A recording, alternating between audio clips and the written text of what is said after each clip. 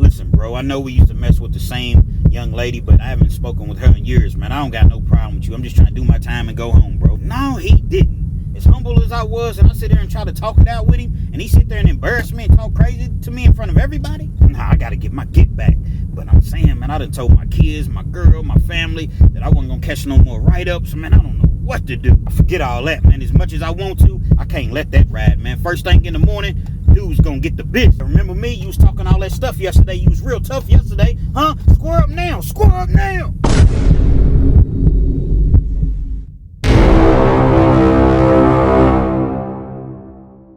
Yo, once again, it's on. Back at you one more again. Real Kens TV in the house like kitchen sinks.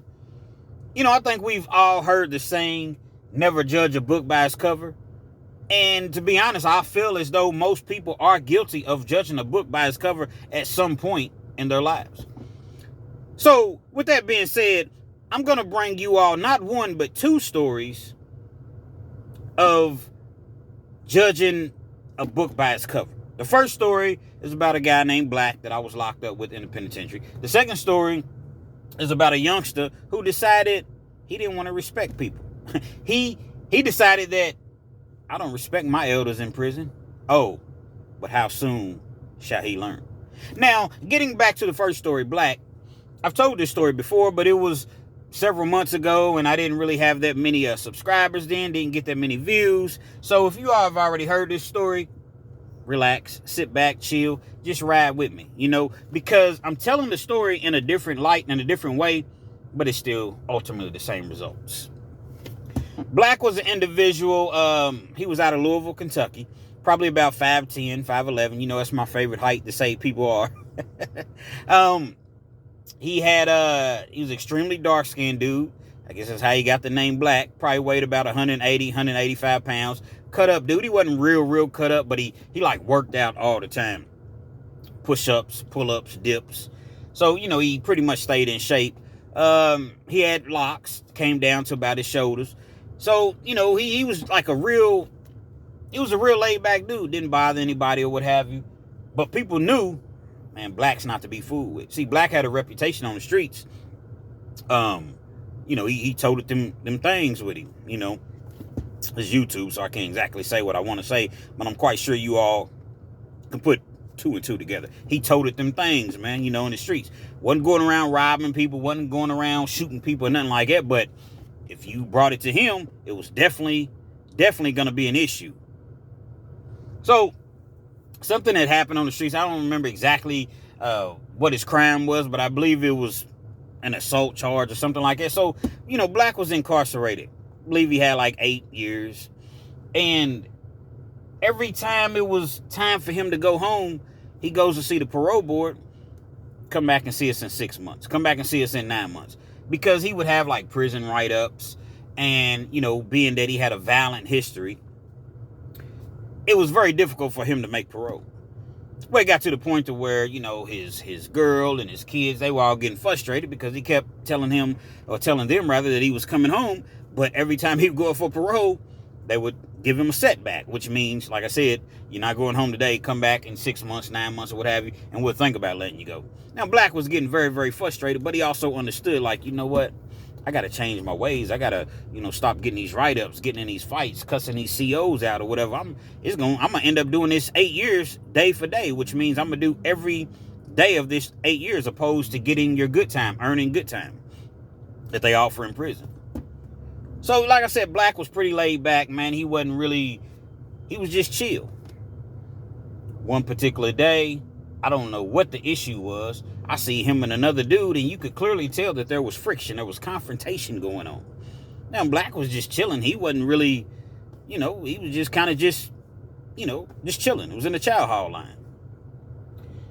Black had on his shower shoes. Now, shower shoes is what they give you in prison. It's for the people that don't know. Basically, they're just flip-flops, and you wear them in the shower because you definitely don't want to step on that floor in prison barefoot.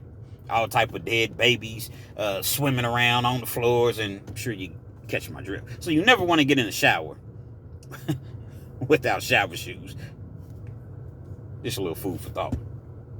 So Black was in his shower shoes, and the individual that, he was having the seemingly discussion with, he was probably about 6'3", maybe 190, not too much bigger as far as, he wasn't too much bigger, he was just taller. And he had his shoes on, his state boots. State boots are the boots that everybody's issued when you go to prison. Black boots. Very, very uncomfortable. But nevertheless, they're boots. Black wasn't really saying nothing. Now, he's just sitting there and he just, he's taking it all in. Pause. Now, when I say he's taking it all in, meaning that he's not really arguing back and forth with this dude. This dude is talking kind of reckless to Black, but he's not close. They're semi-close, but they're not, like, he's not within, swinging distance or what have you. So, like I said, man, Black, he's just sitting there and he's listening to the dude. Now, while he's listening to this dude, he really wants to lay hands on this dude.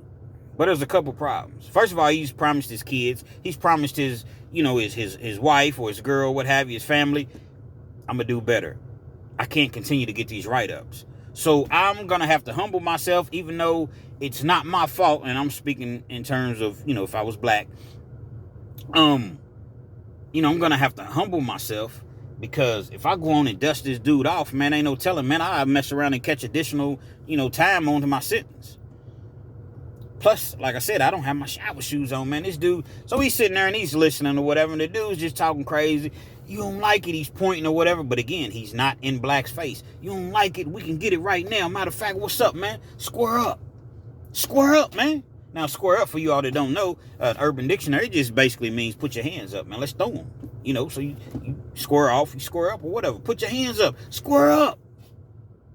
Black let it go, man. Couple, people stepped in. Come on, man. It's over with, bro. He don't want nothing, man. He don't want no problems, man. Let it go, dog. It's over. Dudes talking, running it or whatever. You know how it gets when people get in between you all now, and all of a sudden his mouth was already bad anyway, but he really started talking once the people came in and kind of, separated him or what have you. It didn't bode well with Black. Black said he couldn't even barely sleep the next night.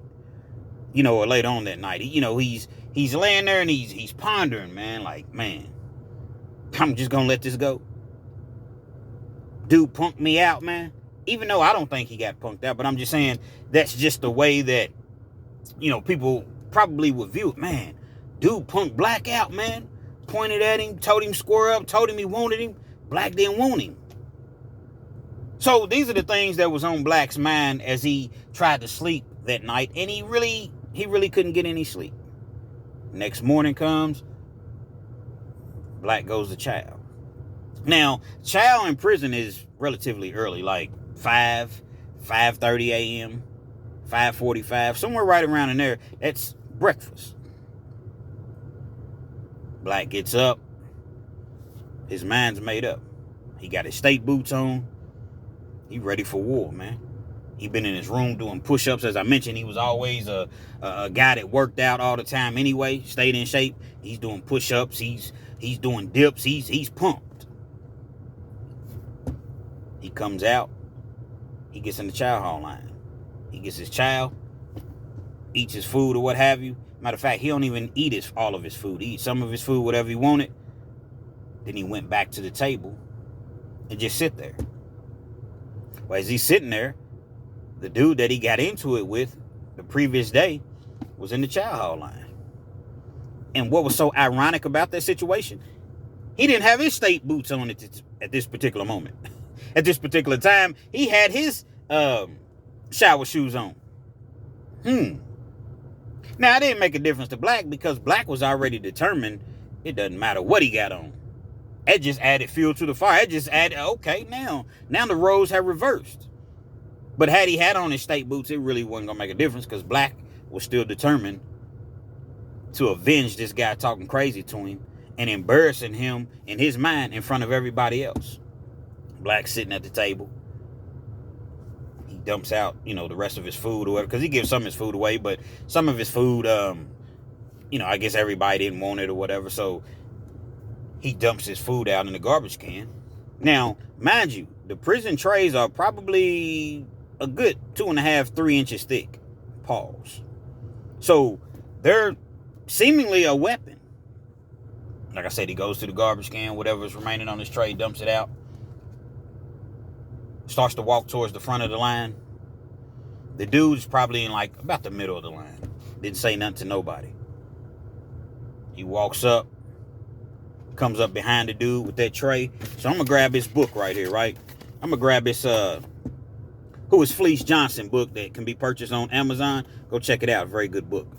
And he grabs the book. He grabs the tray, rather. And he comes up behind the dude. Boom! I'm talking about, boom, just splits him. I'm talking about he splits his wig. Hits him in the back of the head. Only thing that I think that semi-saved dude was he had locks as well. So if he had like a short haircut or a bald head or something like that, I'm quite sure he would have just been, he would have been out of it. Because when Black hit him, he was already dazed. So when he hit him, he gets to kind of stumbling forward a little bit like this. So I'm trying to kind of, paint the picture so you all see exactly what I mean. So Black hits him. Boom. Then he hits him again. Boom. Now Black is 4 or 5 inches shorter than this dude. So he's swinging up, but the second time he really caught him because, when you get hit, you kind of, he's kind of down like that. So he kind of bends over a little bit. Boom. Black hits him a couple more times. The dude knows that he's being ambushed, but he don't really know exactly what's going on. He falls to the ground. As he falls to the ground, he's trying to get up under the one of the tables.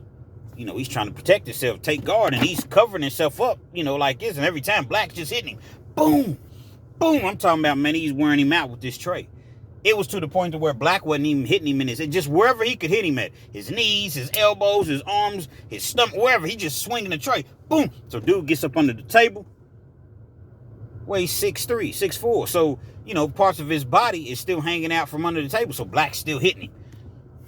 Black throws the tray down. Grabs him. He's trying to pull him out from under the table. But the dude's holding on to the table. So it's kind of hard to, pull him out from under the table. Black grabs the table, pushes the table over. So now the dude no longer has the protection of the table. Black grabs the tray again. Hits him a couple more times. Well, several more times.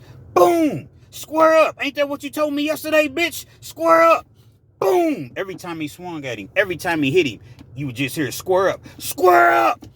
Boom! I'm talking about, man, Black hit this dude so many times with this tray. I can't even begin to estimate how many times that he hit him. Now, it's drawing the attention from everybody because he's screaming so loud, you knew that it was only a matter of time before the COs came in. Not to mention that, they have cameras. Now, some of them COs be kind of lazy. They getting ready to go home because they work third shift. So, they ready to go home. They ain't got time to be breaking up no fights. And then they got to write a report.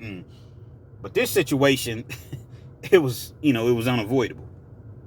So like I said, that's all you was hearing Black was saying, just square up. Like he said square up so many times that I was waking up in the middle of the night, man, just having nightmares. Square up, square up. Like, whoa.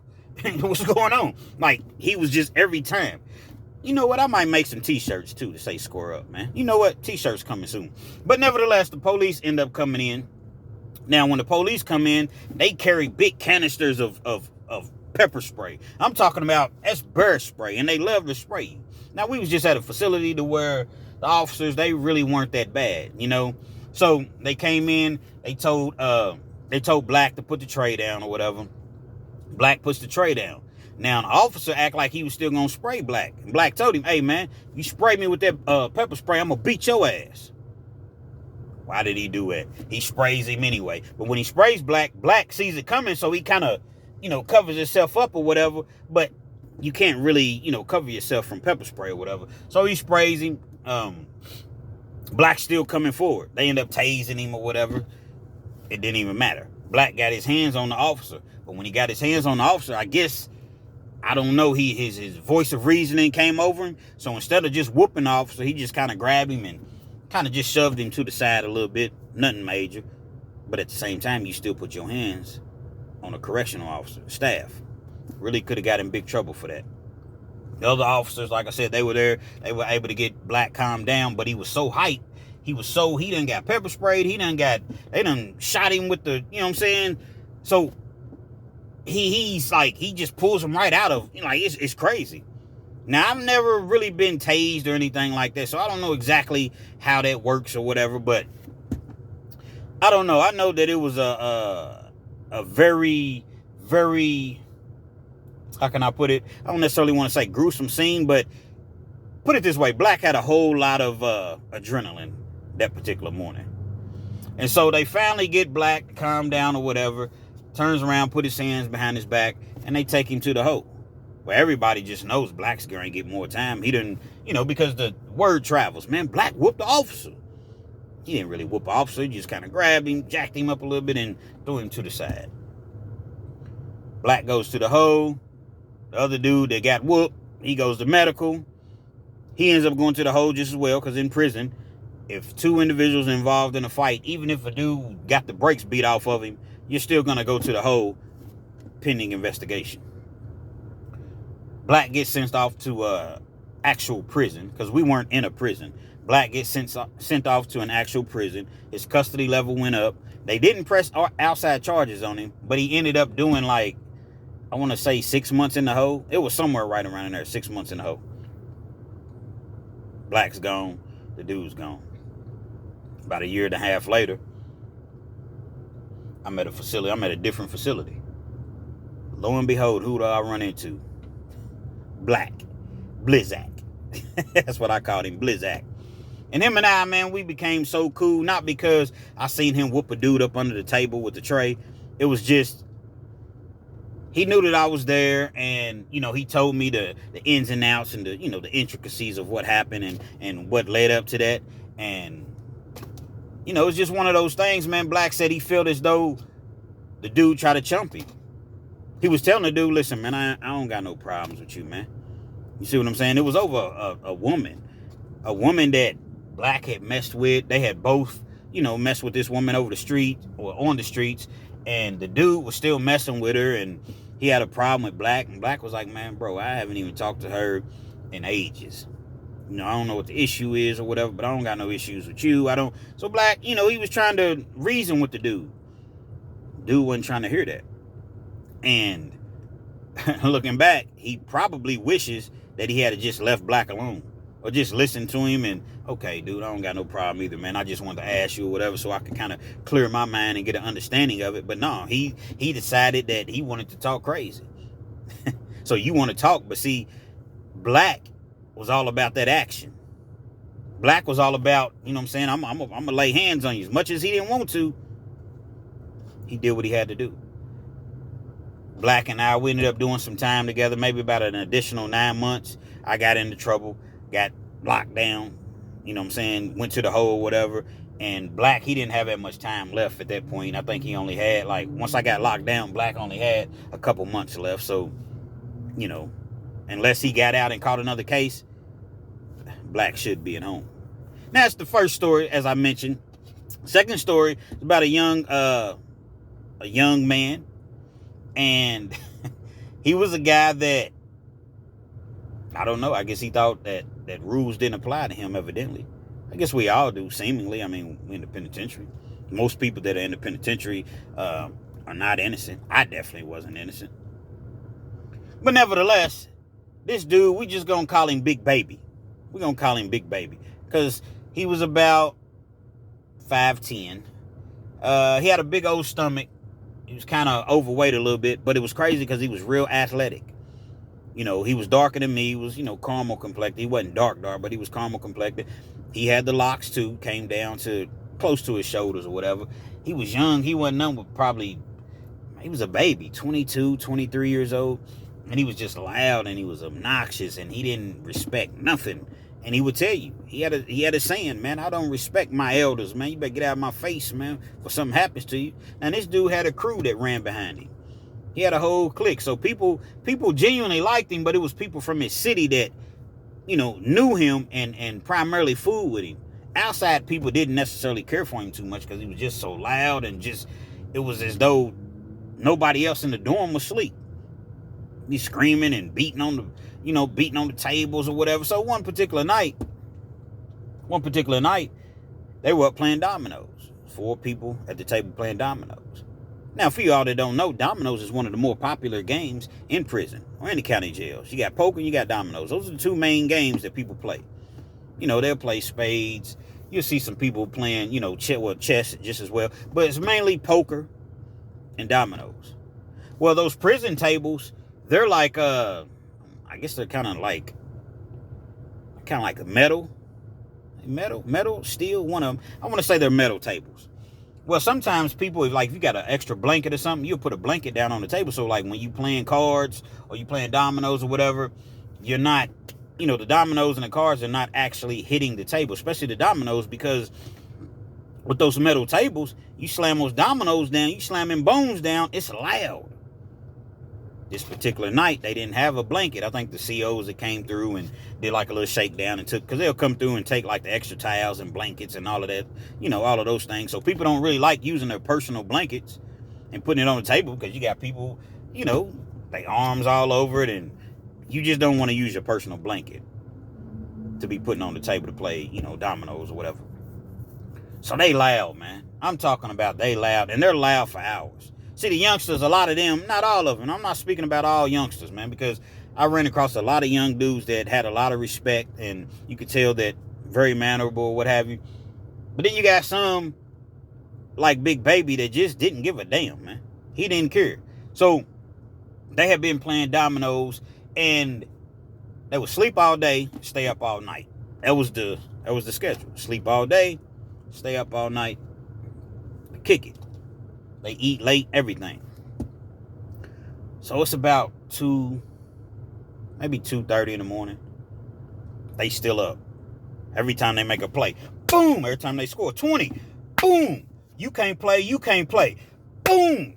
So just slamming the bones on the table, like it was so loud, man. Like I'm annoyed. I'm like, come on, man. But I'm not about to say anything, because I already know where it's going to go. I know what it's going to be, and I understand it's jail, man. It's what you get when you come to jail, man. Finally, OG, man. OG was probably, he might have been late 30s, 40 at the time. He was relatively in shape. You know, he wasn't no little dude or anything like that. He wasn't no huge dude, but, you know, he was a black dude, like I said. I don't know. He's probably about 5'9", 5'10", somewhere right, you know, average height. About 180, 185 pounds. Worked out a little bit. You could tell that he worked out in the past, but he didn't really work out too much like every day, you know, in jail. But he comes out of his rack and he's just like, hey, say, brothers, any way y'all could, you know, I'm not trying to be disrespectful or anything like that, but any way you all can kind of tone it down just a little bit, man. Them dominoes is loud, man. I've been trying to sleep for the last few hours. I understand we in jail and everything, but I've been trying to sleep the last couple of hours, man, and I can't get no sleep because y'all keep slamming the bones. So a couple of guys at the table, yeah, OG, man, we'll chill out. We'll chill out. Well, no, not Big Baby. Man, I ain't chilling out on nothing. Boom, slam the bones again. You don't like it? Bind out. Make bind. You know what I mean? This is jail, man. You know what it is when you came in, man. Plus, I don't respect my elders, man. I don't respect my elders. That was his favorite saying. Basically, that's his way of telling you, man, get on out my face, man. Go on somewhere for we do something to you in here. So the OG, man, and I never will forget, OG's name was Willie Lee, man. Willie Lee was cool, man. I'm talking about Willie Lee was a cool, laid-back dude, man. Didn't bother nobody. But Willie Lee was violent, man. See, I seen Willie Lee's paperwork. Man, Willie Lee was cool. He was the one that really, really catapulted my chess game. See, I was playing chess initially, before I met Willie Lee, but he got me to the level to where I was actually pretty good in chess, man. So I knew that Willie Lee was very, very violent, man. But at the same time, he was like very mannerable. I'm talking about, I seen him one time, and I'm going to get back to the story at hand, but I'm never really leaving the story because I'm just giving you an example of the violence that Willie Lee was capable of. We were playing spades, and we were in the game room. Individuals talking crazy to Willie Lee. I mean, just kept talking crazy. Little young dude just kept on and kept on. So finally, Willie Lee tells him, like, youngster, man, you don't even know who you messing with, man. Just chill out, man. It's not even that serious. Young dude's still running in. I'll beat you to death. I'll make you touch everything in this room, which means I drag you around the room. And young dude, lifted weights, so he was big. He thought that he was really something because, he stayed in that weight pile. Think about that weight pile, man. I've said it before and I'll say it again. Weights don't fight back. You gonna lift weights with your chin? Them weights can't help you if you don't already know how to fight. So he's going back and forth. Willie Lee is not even really saying much. He didn't say what he said. So I actually can't say that he's going back and forth. Just the dude, he continues to run it. Willie Lee says, all right, youngster, I'll give you what you're asking for. He stands up. I never will forget, he stands up. He got his shirt tucked in. Willie Lee always had his, because, we had to wear state uniforms. So tucks his shirt in, make sure that he's neat. He buttons his collar or his button all the way up. I don't know why he did that, but he buttons his button all the way up to the top. Just like that. Okay, youngster, let's see what you got. So they square up or whatever. Willie Lee's just standing there. He waits for the dude to, approach him. The dude swings. Willie Lee sidesteps him. As soon as he sidesteps him, boom, catches him right in his rib. I'm talking about, he hit him so hard, you just heard. The dude immediately drops to one knee, but he's holding his side. That's all that he can do. And he's kind of covering his face up because Willie Lee really had the option of just mopping him right there. Willie Lee was in his 40s. This dude was maybe 25, 26. Big dude, man, throwing up, 400 in the weight pile, 405, 415 in the weight pile, so he's really acting as though he's a monster. He wasn't a monster that day. Now, Willie Lee stood over top of him. Are we done? Are we done, youngster? Yeah, OG, we done, man. You sure? Because I can go on and finish you off right here. Yeah, we done. Willie Lee extends his hand to him. Helps the dude up, man. No joke. So Willie Lee was a gentleman, but he was a monster just as well, if taken there. He goes back to his rack after the, Big Baby didn't talk crazy to him or what have you. And he just gets in his bed, doesn't say anything. Doesn't say a word. They continue to be loud. Now, you could tell the other dudes, they was just, they done chilled out or whatever. Big Baby still. And it was another dude, too. He was being kind of loud. But Big Baby was really, really just being obnoxiously loud. A few hours pass. It's about 5 in the morning. Roughly 5 in the morning. Now they're asleep. Breakfast comes at about 5:45, 6 o'clock. At this point, everybody's asleep. The TV's off. I think they turned the TVs off at like 2:30, 2:45, something like that. Everybody's asleep. Willie Lee's not asleep. The OG's not asleep. He gets up. He goes over to the phones. Now, at the phones, they have like these gray stools. They're plastic stools, but at the bottom of the stools are heavy. I guess it's heavy, to support your weight when you sit on the stools. You sit on the stools and talk on the phone. Willie Lee grabs that stool, goes over to the dude's rack. Now, the young dude, he slept up top. He had a top rack. So when you hear me refer to your bed, when you hear me say rack, I'm just talking about your bed. In prison, in jail, whatever, you call it your rack. Dude is asleep, but when he's asleep, he's kind of like sleeping on his back, and his head is kind of not necessarily hanging off the bed, but close to the edge of the bed. Willie Lee picks that he already had it picked up. He grabs that stool, and he grabs it by the top part, the plastic part that wasn't so heavy. Boom! Man, he splits dude while he's asleep. Now, when I say he splits him while he's asleep, like, he could have killed this dude, man. You in a dead sleep. You in a dead sleep and you just get hit with something. Boom! Dude wakes up. He don't know what's going on, but he's instantly split. Willie Lee hits him a couple more times. Boom! boom. And every time he's hitting him with this stool, it's the loudest noise. Like, I can't even really describe how the noise was. It was like a thumping noise.